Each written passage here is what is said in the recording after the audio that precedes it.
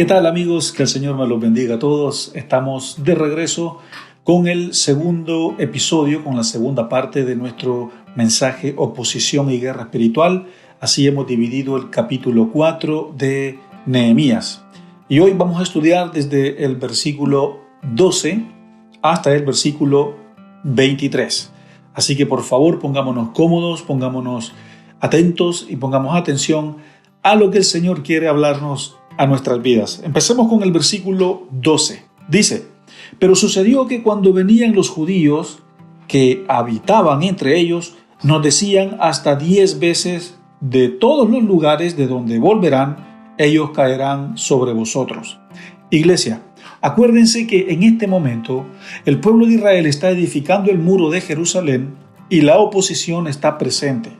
Tobías y Sanbalat, junto con todos los judíos y un ejército con ellos, están intimidando y haciendo guerra espiritual en contra del pueblo de Dios.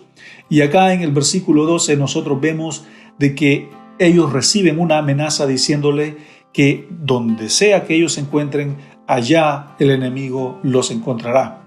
Pero estos judíos que dijeron esto son judíos traidores e hipócritas que vivían en los alrededores de Jerusalén. Ellos habían estado transando con los enemigos y ellos mismos venían a intimidar a los que estaban construyendo. Importante cómo el enemigo usa a personas del mismo rebaño para ser piedra de tropiezo para otros.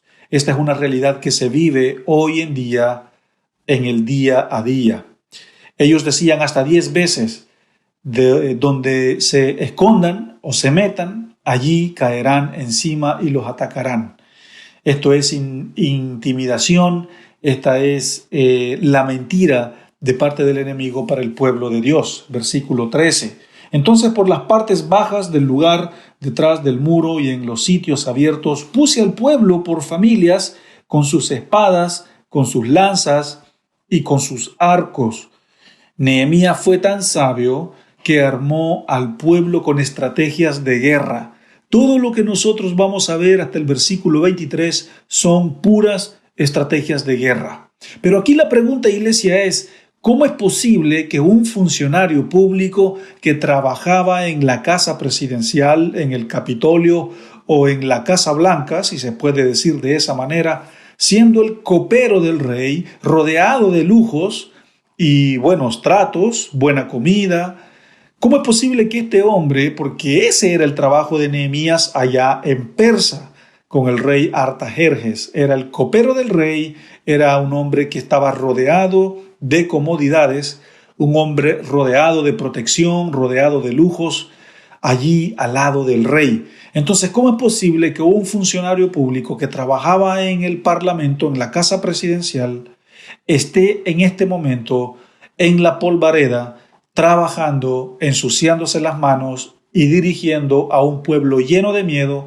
y sin moral, con puras estrategias de guerra? ¿Cómo es posible esto? ¿Cómo se explica esto?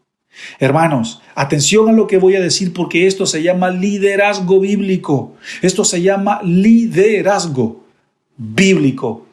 El que quiera ser grande entre ustedes, como dijo Jesús a sus discípulos, el que quiera ser grande entre ustedes, que sirva. El que quiere ser grande entre ustedes, entonces que sea el último. Hermanos, no podemos soñar grandezas si no servimos. No podemos soñar con unción y con ministerios y con cosas grandes si nosotros no servimos, porque el servicio es un principio de liderazgo. Desde el escritorio y desde la flojera no se obtendrá nada. Nehemías puso al pueblo en posición de combate. Un hombre que supuestamente no era apto para la guerra, que vivía ya en la casa presidencial, lo vemos en el campo, animando al pueblo, ¿no es cierto?, a ponerse manos a la obra. Esto se llama liderazgo bíblico, muy importante. Versículo 14 dice: después miré y me levanté y dije a los nobles y a los oficiales y al resto del pueblo: no teman delante de ellos, acuérdense del Señor grande y temible, y peleen por nuestros hermanos, por vuestros hijos, por nuestras hijas, por nuestras mujeres y por nuestras casas. Este es uno de los versículos de aplicación, por eso vamos a continuar con el 15. Y cuando oyeron nuestros enemigos que lo habíamos entendido y que Dios había desbaratado el consejo de ellos, nos volvimos todos al muro, cada uno a su casa. Los enemigos ya estaban avisados. Ellos ya sabían que Nehemías y todo el pueblo estaba armado y en posición de guerra. Ya sabían que el trabajo no iba a ser fácil. Versículo 16. Y desde aquel día la mitad de mis siervos trabajaban la obra y la otra mitad tenía lanzas, escudos, arcos y corazas. Y detrás de ellos estaban los jefes de toda la casa de Judá. Vemos una vez más, iglesia, otra estrategia de guerra. Dividir al pueblo entre dos grupos. Un grupo que se vaya a la obra, a trabajar con el concreto, con el cemento, con la arena, con la pala, con las herramientas, y el otro grupo se va a la vanguardia, con lanzas, con escudos, con corazas, con arcos, listos para pelear. Esta es una estrategia de guerra. Esto es delegación de autoridad. Tú te vas para allá y tú te vas para allá y vamos a ser el mismo equipo. Uno va a vigilar y el otro va a trabajar. Pero hermanos, la pregunta acá es, ¿cómo haces para que tanta gente te obedezca? Porque Nehemías estaba dirigiendo a un grupo grande de personas. ¿Cómo este hombre hizo para que todos le obedecieran? ¿Cómo hizo para meterlos a todos en la misma visión? Hermanos, repito, esto se llama liderazgo bíblico y gracia de Dios. Versículo 17. Los que edificaban en el muro, los que acarreaban y los que cargaban con una mano trabajaban y en la otra tenían la espada. Este es el otro versículo de nuestra aplicación y por eso vamos a pasar al versículo 18. ¿Qué es lo que dice? Porque los que edificaban cada uno tenían su espada ceñida a sus lomos y así edificaban, y el que tocaba la trompeta estaba junto a mí. Nehemías es muy inteligente porque si bien el grupo estaba dividido en dos, los que vigilaban y los que trabajaban, pero también los que trabajaban estaban armados. Todos los que trabajaban estaban armados, todos los que estaban en una posición de guerra estaban armados. No había persona en ese lugar que no tuviera una espada. No había persona que no tuviera esa chispa y esa agilidad para estar preparado para la batalla. Versículo 19. Y dije a los nobles y a los oficiales y al resto del pueblo, la obra es grande y extensa, y nosotros estamos apartados en el muro, lejos los unos de los otros. La obra es grande y extensa, iglesia. La obra es grande y extensa. Nehemías lo proclama, él lo anuncia. Y aquí, iglesia, nosotros tenemos que darnos cuenta que tenemos que pelear por nuestra tierra prometida. Israel en este momento estaba peleando por su ciudad, por su promesa. Y nosotros debemos de pelear por esa tierra prometida, valga la redundancia de lo que eso signifique. La obra es extensa y la obra es grande, y no bajemos los brazos de construir una nueva vida, una nueva familia en Cristo. Versículo 20. En el lugar donde oyeren el sonido de la trompeta, reúnanse allí con nosotros. Nuestro Dios peleará por nosotros, dice Nehemías.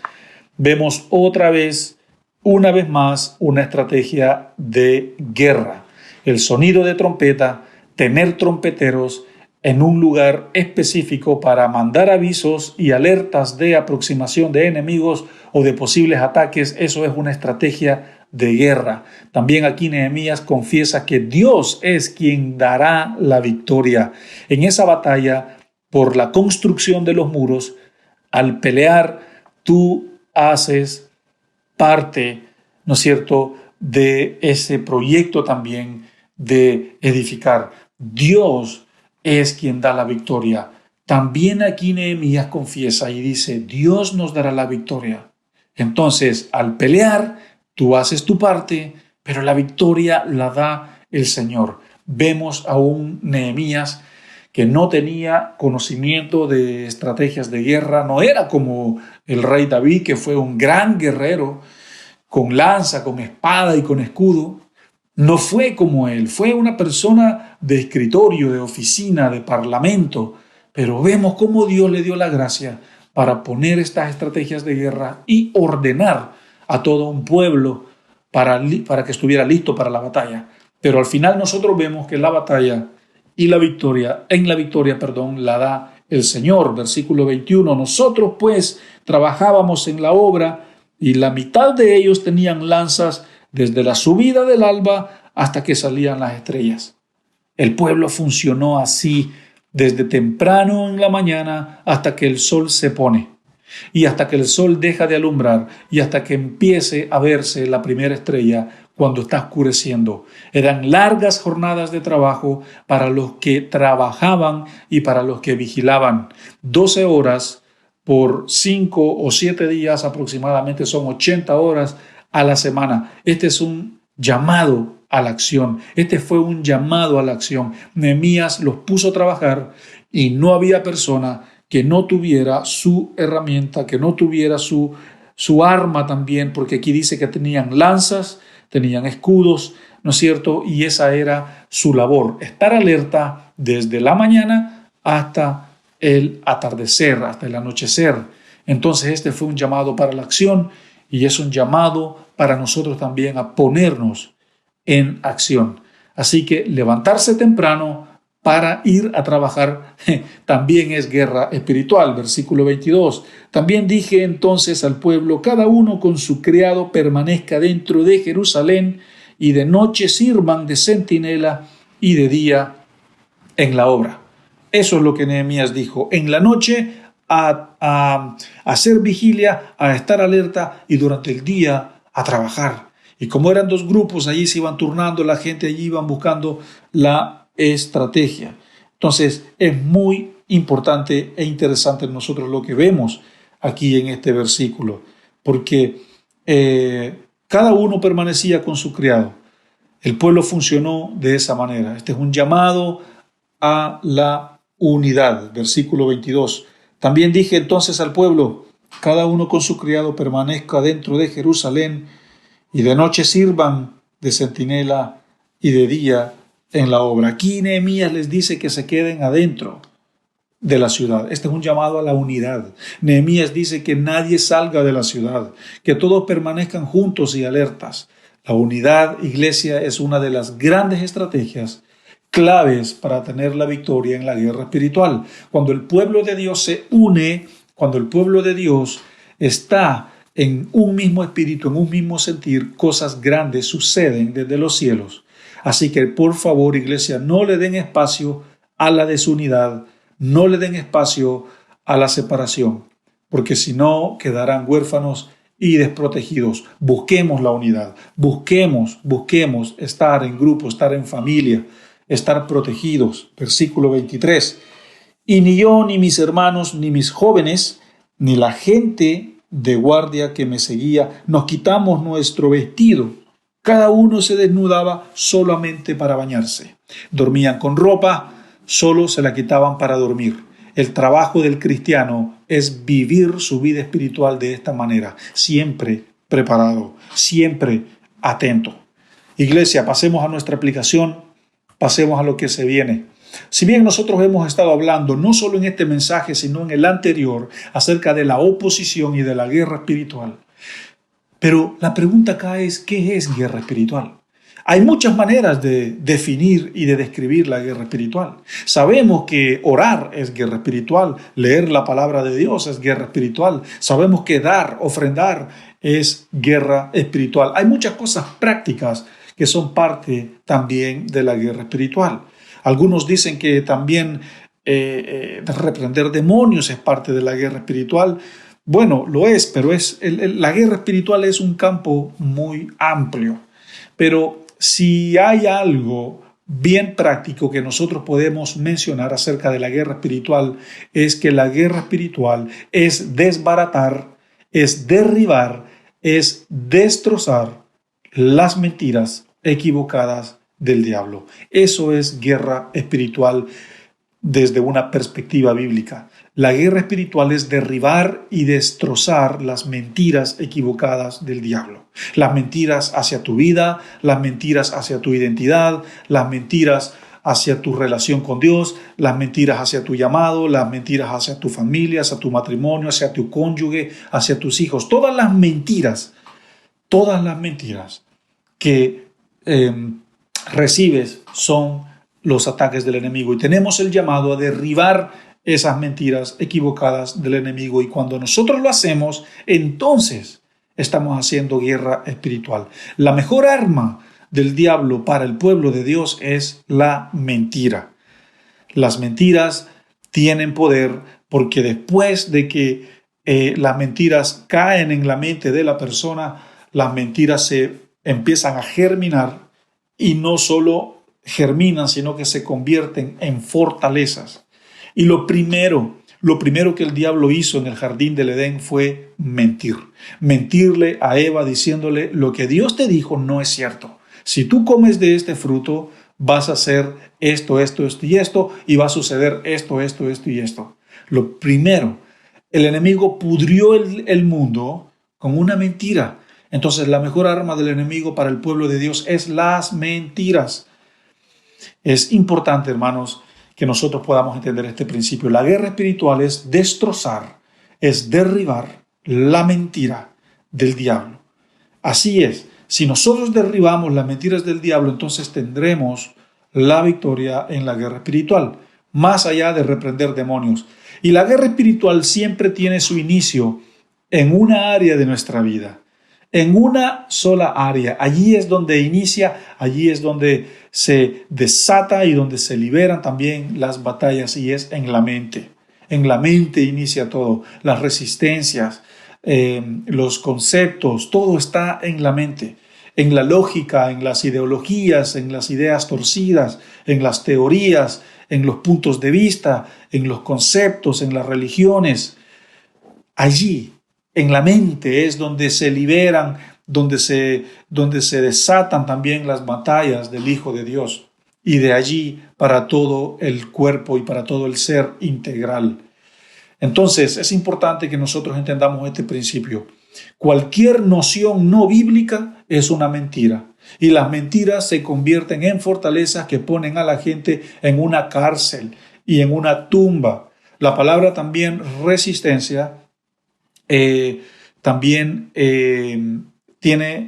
está conectada con cárcel o prisión, y también con tumba, porque la resistencia es lo que pone a la persona como en una prisión y también lo lleva a una tumba. Entonces, la guerra espiritual se trata de destruir, atención, destruir y destruir las ideas equivocadas, las mentiras equivocadas del diablo, y por lo tanto también las ideas equivocadas de la gente. Por eso predicamos, porque la gente necesita que en su mente las ideas equivocadas que el enemigo, las mentiras que el enemigo ha puesto en la mente, sean derribadas. Destruir los engaños de la mente, destruir los sistemas de creencia que el diablo mismo ha puesto en las personas. Nuestro llamado como pueblo de Dios es derribar las mentiras del diablo, derribar toda altivez que se levanta en contra del conocimiento de Dios. Ese es nuestro llamado. Eso es guerra espiritual. Y la única arma en contra de la mentira es la verdad. ¿Y dónde se encuentra la verdad? En la palabra de Dios. Por eso predicamos la palabra de Dios, para derribar las mentiras del diablo y las mentiras en las que la gente está encarcelada. Eso es guerra espiritual. Y esto es lo que vemos nosotros en Nehemías, cómo el enemigo intimidaba con mentiras, que vamos a venir y los vamos a matar y vamos a hacer esto, y eso no les va a funcionar y no va a ser así, y eran mentira tras mentira tras mentira. No creamos la mentira del enemigo, porque la guerra espiritual es derribar esas mentiras. Eso es guerra espiritual, como lo hemos dicho antes. Guerra espiritual también es leer tu Biblia, también es llevar una vida de oración, también es amar al prójimo, también es ofrendar, también lo es diezmar. Estos son principios de la guerra espiritual. Pero la guerra espiritual de una perspectiva bíblica es derribar y quebrar las mentiras del enemigo. ¿Con qué? Con la verdad. ¿Y dónde está la verdad? En la palabra de Dios, en Cristo. Allí está la verdad. Y nosotros estamos en Cristo. Entonces tenemos ese llamado a derribar esas mentiras que se convierten después en una fortaleza, que atrapan a la gente y que la ponen en una cárcel y después de la cárcel a la tumba.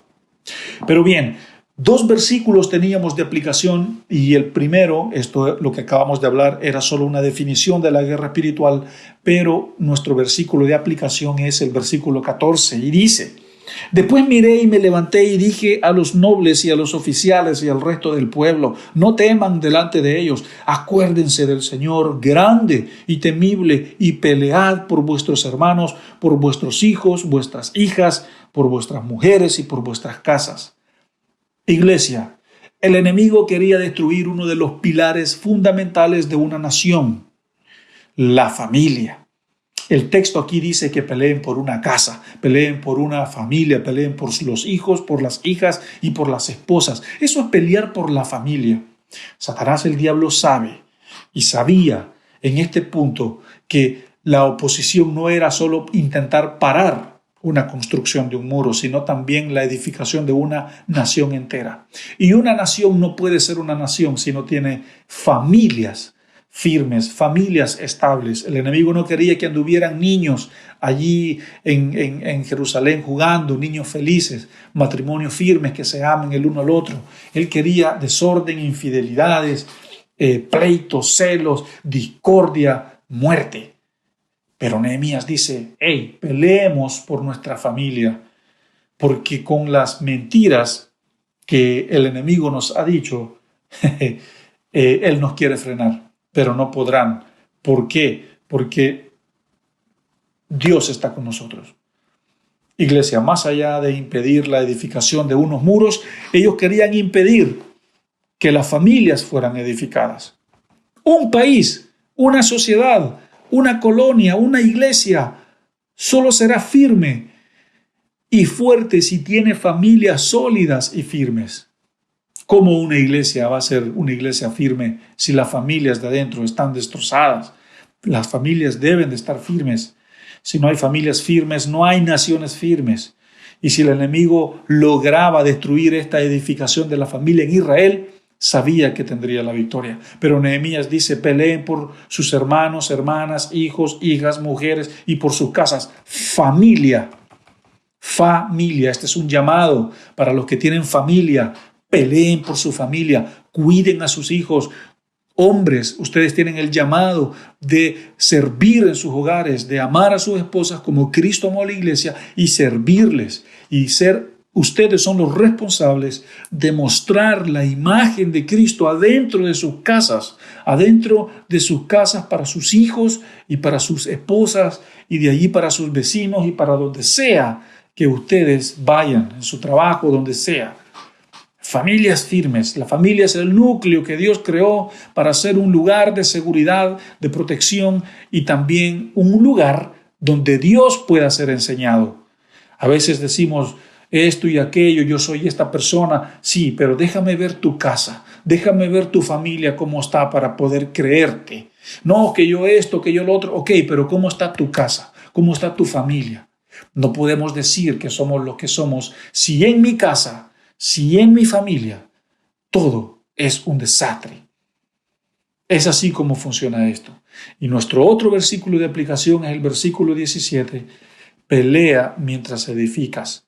Pelea mientras edificas. ¿Por qué? Porque dice: los que edificaban el muro, los que acarreaban y los que cargaban, con una mano trabajaban en la obra y con la otra tenían la espada.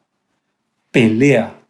Pelea, pelea por tu vida, pelea por tu familia, pelea por lo que estás construyendo, pelea por una vida en Cristo nueva, una familia nueva en Cristo. Pelear. Y tenemos 2 versículos acá, el versículo capítulo 26, versículo 41 de Mateo dice: velad y orad para que no entréis en tentación. El espíritu a la verdad está dispuesto, pero la carne es débil. Hermanos, velad y orad, porque la carne es débil. Velad y orad, porque la carne es débil. Hay que pelear. En una mano la espada y en la otra hay que seguir. Tenemos también a 1 Pedro 5:8 y dice: sed sobrios y velad, porque vuestro adversario anda como león buscando a quien devorar. El diablo andaba aquí como Tobías y Sanbalat queriendo devorar al pueblo. Es una realidad. Pelea, iglesia, pelea, porque tú tienes el llamado a derribar, a destruir las mentiras de Satanás el diablo. Esa es la verdadera guerra espiritual de la iglesia. Tienen el llamado a destruir las mentiras del diablo sobre tu propia vida y también por la vida de los demás. Y de esa manera somos la luz y la sal aquí en la tierra. Y de esa manera tenemos la victoria en la guerra espiritual, cuando destruyamos esa mentira y la confrontemos con la luz de la palabra, que es la verdad. La mentira se enfrenta con la verdad. Entonces tenemos el llamado de estar en la verdad. Iglesia, esa es la única manera de tener la victoria en la guerra espiritual. Parados en la luz, parados en la verdad, y nada nos mueve. Como Nehemías animó aquí al pueblo. Hermanos, este es el mensaje para este domingo, para el día de hoy. Que el Señor me los bendiga y nos vemos en nuestro próximo mensaje de nuestra serie Reconstruyendo las Ruinas. Que el Señor me los bendiga. Chao. Recuerda suscribirte a nuestro canal y activa las notificaciones para que no te pierdas ninguno de nuestros sermones.